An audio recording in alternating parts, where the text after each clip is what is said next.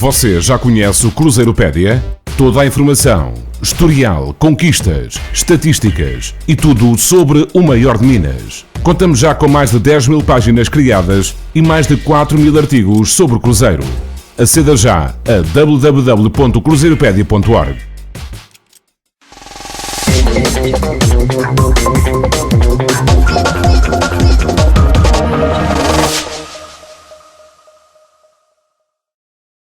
O Cruzeiro de Mano Menezes deslocou-se ao Morumbi, a São Paulo, para defrontar a equipa local e perdeu por 3-2. Cruzeiro não está bem no Brasileirão. A cada jogo que passa, a equipa de Mano Menezes não está a conseguir convencer no que diz respeito a resultados. Empatou no Mineirão frente ao Botafogo, em que foi muito criticado, e hoje em São Paulo, jogo às 3 da tarde em Portugal, volta a perder para uma equipa que estava dentro do Z4 e não consegue ter um bom resultado. Estava a perder, conseguiu dar a reviravolta, empatou e esteve a vencer, e depois deixou que o São Paulo também fizesse uma reviravolta, empatando a 2 bolas e depois marcando o seu terceiro golo, dando mais uma derrota para a equipa de Mano Menezes. Vou tentar alterar um pouco as minhas análises em relação ao Cruzeiro. Porquê? Porque no Brasil somos livres de usar qualquer imagem no que diz respeito ao Brasileirão. Vou falar sobre os comportamentos e princípios de jogo de Mano Menezes dentro das 4 linhas e depois, em vez de narrar os golos do Cruzeiro, vou colocar sempre a partir deste momento o vídeo de todos os lances da partida, melhores momentos do Cruzeiro em vídeo. Mano Menezes escalou um time alternativo porque quarta-feira há um jogo muito importante para a Copa do Brasil, semifinal frente ao Grêmio. O time alternativo foi na baliza, no gol tivemos Rafael, lado direito Ezequiel, lado esquerdo Brian, dupla de zagueiros Léo e a estreia de Digão. Depois uma dupla de volantes com Nonoka e Hudson, uma linha de 3 com Robinho à direita, Sobis no corredor central, Alisson na esquerda e na frente o centroavante, o avançado Sassá. No que diz respeito ao jogo, o Cruzeiro, e vocês sabem que eu falo de trás para a frente, o Cruzeiro teve sim uma primeira fase de construção porque o São Paulo não pressionava alto e então eram os zagueiros que abriam, mais à esquerda Digão, mais à direita Léo, o que permitia que os laterais Ezequiel e Brian dessem profundidade aos seus corredores laterais. À frente, Nonoka e Hudson também para parar um pouco aqueles dois avançados do São Paulo, e o Cruzeiro assim conseguia sair com alguma facilidade através da sua primeira fase de construção, porque houve momentos, largos momentos, em que o São Paulo não pressionava a saída através do tiro de meta da equipa do Cruzeiro. Passado essa primeira fase de construção, eram os dois volantes que depois tentavam pegar no jogo para iniciar a sua organização ofensiva. De um lado tínhamos Nonoka, de outro tínhamos Hudson. No lado onde estava a bola, o lateral não se projetava. Vejam onde é que está Brian. E depois Nonoka e Hudson numa linha diagonal muito bem posicionado. E à frente começo já por falar em Rafael Sobis, que eu acho que vou falar sobre Sobis em todas as imagens, e Sobis também muito bem colocado naquele setor entre linhas atrás da linha média da equipa do São Paulo. Portanto, era um Cruzeiro que depois de uma primeira fase conseguia receber bola, os volantes conseguiam receber bola para depois iniciar a sua fase mais ofensiva em termos de organização, e Sobis muito bem, um pouco parado, vou já falar sobre Sobis, muito bem naquele jogo entre linhas. A bola quando chegava ao corredor do lado esquerdo, e o exemplo é exatamente igual para o lado direito, não vou trazer muitas imagens, então o vídeo pode ficar mais longo. Do lado esquerdo era Brian que dava a sua profundidade, verticalidade e a sua velocidade no corredor mais à esquerda. quando depois Alisson procurava movimentos mais interiores. Para quê?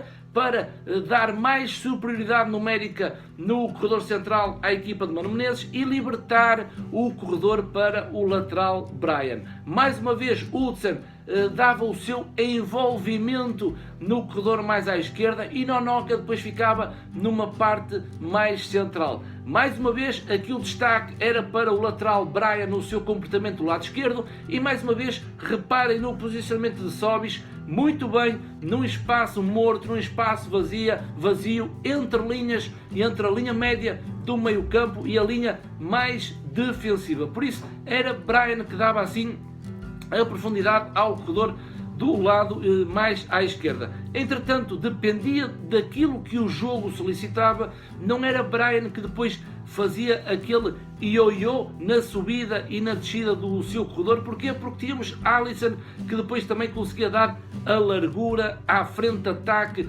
do Maior de Minas. Alisson dava a largura, atrás ficava o lateral Bryan e depois, mais uma vez, os dois volantes bem posicionados e Sobis entre linhas naquele espaço para depois fazer a ligação com o centroavante Sassá. Mas nesta imagem quis realmente realçar o facto que quem dava a largura era mesmo Alisson. Do lado direito a gestão era exatamente igual, em que por vezes subia Ezequiel quando Robinho vinha mais para dentro, ou então, dependendo daquilo que o jogo solicitava, era Robinho que dava a largura à frente de ataque do Cruzeiro mais à direita, Ezequiel dava o apoio e depois do corredor central, entre linhas, iria aparecer Rafael Sobis. E por falar sobre Sobis, jogou naquela posição onde habitualmente joga Tiago Neves e Sobis não conseguiu criar os desequilíbrios que Tiago Neves consegue quando joga nesta formação do Cruzeiro. Tiago Neves vem muito cá atrás receber bola e depois parte para a sua organização ofensiva. Sobis não tem essas características, não vinha atrás buscar jogo e ficava plantado naquele espaço entre linhas. Aqui Sobis, eu assinalei, aquela é a zona a vermelho, é aquela zona proibida em que o jogador não pode receber bola, porque se receber bola vai criar grandes dificuldades à organização defensiva do adversário.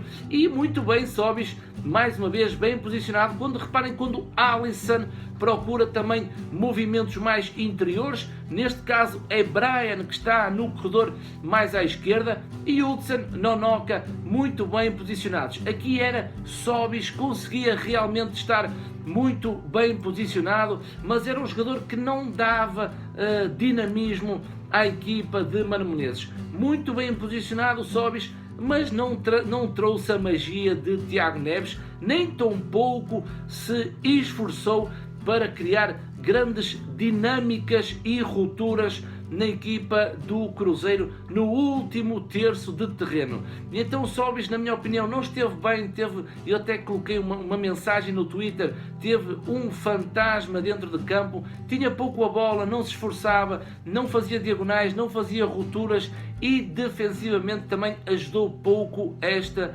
equipa do Cruzeiro. O Cruzeiro sem bola foi uma equipa também sinónimo do pragmatismo de Mano Menezes. É uma equipa que não pressiona muito alto, é uma equipa que deixa um pouco as linhas, vai basculando consoante o posicionamento da bola e não havia aquela pressão. Ou seja, a primeira linha do São Paulo nunca era incomodada. Vejam que nesta imagem aquele lado vermelho é o espaço todo que o São Paulo tinha para criar a sua primeira fase de construção e depois era Sobis e Sassá que desciam um pouco as linhas quase próximo da linha do meio campo e depois os outros jogadores, os 9 jogadores estavam dentro do meio campo do Cruzeiro. O Cruzeiro descia muito e esperava depois pela equipa do São Paulo. Portanto, o Cruzeiro dava a iniciativa da primeira fase de construção ao São Paulo, descia, fechava os blocos e ficava ali confortavelmente à espera ou de um passe errado do São Paulo ou então de uma recuperação de bola, basculando sempre no sentido do posicionamento da bola. Quando o Cruzeiro defendia, é habitual num 4-4-2, duas linhas de 4 e os dois na frente. Os primeiros a defenderem era Sassá e Sobis e Alisson, Robinho desciam para formar a linha de 4 no meio-campo com Hudson e Nonoka. Foi este o Cruzeiro, é um Cruzeiro habitual, são os mesmos comportamentos e princípios de jogo, só que jogadores, peças em posicionamentos diferentes. Rafael Sobis atrás do centroavante Sassá, depois a estreia de Digão, o zagueiro do Cruzeiro, que estava a fazer um excelente jogo e depois consegue ser expulso do jogo em 1 minuto de jogo. É realmente impressionante, falta de concentração do zagueiro Digão, que é expulso. Um amarelo, passado 1 minuto, o São Paulo sai a jogar e nesse lance, depois de ter levado o cartão amarelo, leva o segundo cartão amarelo e é expulso. Cruzeiro, mais uma vez, sofre golos de bola parada. O jogador do São Paulo que cabeceia para golo, o zagueiro, vai saltar mais do que Hudson. Há um penalti muito duvidoso contra o Cruzeiro e o juiz da partida apita logo para a grande penalidade. No lance que no primeiro tempo Sassá teve um lance igual e o árbitro não marcou, e a favor do São Paulo marcou a grande penalidade. Erros individuais. Costumo dizer que a culpa é do treinador, porque é ele que contrata, é ele que treina, é ele que escala. Portanto, é ele que faz a escalação para o próprio jogo. Muitos titulares ficaram de fora. Diogo Barbosa, Henrique entrou, Cabral de fora, Tiago Neves de fora. Ou seja, há muitas mudanças nesta equipa. Romero também não jogou. O guarda-redes foi o Rafael e não o Fábio, mas também não é por aí. Mas quem escala é mesmo o Mano Menezes, e isto que está a acontecer em todos os jogos do Cruzeiro, temos que responsabilizar o técnico, porque ele é que é o comandante deste navio. Mas muita gente diz que Sassá falhou um penalti e a culpa é de Mano Menezes. A culpa é do jogador porque falha o penalti, mas quem coloca Sassá é o treinador. Ou seja, o futebol é um desporto coletivo e vocês têm que ver este futebol como um desporto coletivo em que tem um líder, e esse líder tem que ser responsável por todas as ações praticadas dentro de campo pela sua equipa. Por isso, não vou estar aqui a contar os minutos dos golos nem do São Paulo nem do Cruzeiro. Vamos passar agora para os melhores momentos. Vou colocar sempre nas análises do Cruzeiro os melhores momentos da partida. E começamos, já estou aqui a olhar para o ecrã, começamos com um passe de Rafael Sobis para Sassá. Sassá faz uma diagonal e sofre penalti. Guarda-redes Renan do São Paulo faz penalti claro sobre o avançado Sassá. E isto foi aos 13 minutos. Depois reparem que Sassá vai falhar a grande penalidade com aquelas paradinhas que o jogador brasileiro faz, que perde a concentração, e depois Sassá vai enviar a bola ao poste aos 13 minutos da partida. Cruzeiro perde um golo e depois São Paulo vem para trás, cabeceamento de Lucas Prato, a bola sai ao lado da baliza de Rafael, que neste jogo substituiu Fábio. Depois livre lateral de esquerda para a direita, há aqui um lance, um ressalto, e Hudson, em vez de servir os seus companheiros, vai rematar à malha lateral. Mais uma assistência do Cruzeiro, remate de longe de Rafael Sobis, na minha opinião sem qualquer perigo para Renan, o goleiro do São Paulo. Mais insistência, Alisson no corredor lado esquerdo faz cruzamento, sobra para o Robinho, que remata e a bola vai bater em Sassá, ia para a baliza e Sassá mete a perna, estorba a trajetória da bola e a bola sai ao lado da baliza do São Paulo. Aqui é o livre de Hernanes, marca o primeiro golo para o São Paulo aos 46 minutos, já no desconto do primeiro tempo. Livre direto, Hernanes faz o primeiro do São Paulo. Execução perfeita e o São Paulo sai para o intervalo a vencer por 1-0, que não merecia este golo. O Cruzeiro foi melhor do que São Paulo no primeiro tempo. Muito lento o Cruzeiro na circulação de bola, mas mesmo assim o São Paulo não merecia este golo. Já no segundo tempo, uma investida do São Paulo, e este lance é realmente é o lance de um remate que sai por cima da baliza de Rafael, grande defesa de Rafael, uma deslocação nas costas do Central Digão e mais uma oportunidade. Aqui é um cruzamento, Sassá vai fazer o segundo golo, o primeiro golo do Cruzeiro, o golo do empate. Acho que o cabeceamento é de Digão, há ali o ressalto e de forma acrobática Sassá faz o golo do empate, muito merecido. Cruzeiro entrou muito bem no início do segundo tempo, mais dinâmico, mais agressivo, mais rápido e consegue o golo do empate através de Sassá, que foi merecido para a equipa de Mano Menezes. E aqui estávamos já no início do segundo tempo. Depois, Sassá aqui rouba a bola a Rodrigo Caio, o zagueiro do São Paulo, e consegue fazer o segundo golo para o Cruzeiro. Era a reviravolta no marcador.